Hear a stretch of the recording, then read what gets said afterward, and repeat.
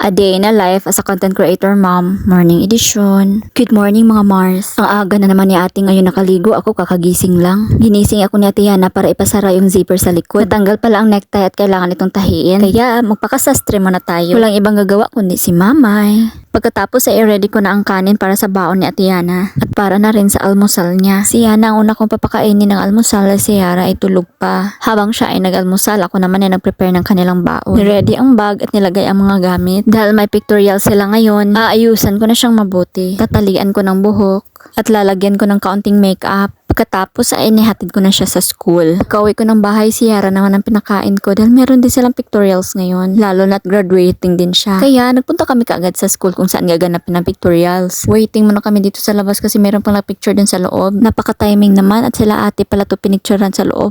At ayan sila. Next naman mga Mars ay individual photoshoot sa mga graduating. At ayan si Yara, waiting na rin. Hi, salamat. Mabuti na lang talaga at good mood si Yara ngayon. At ayan mga Mars, tapos na pala siya. Nagutom si Yara at nanghingi ng pagkain kaya bibigyan na natin. Next naman nagagawin mga Mars ay magkakaroon sila ng group picture.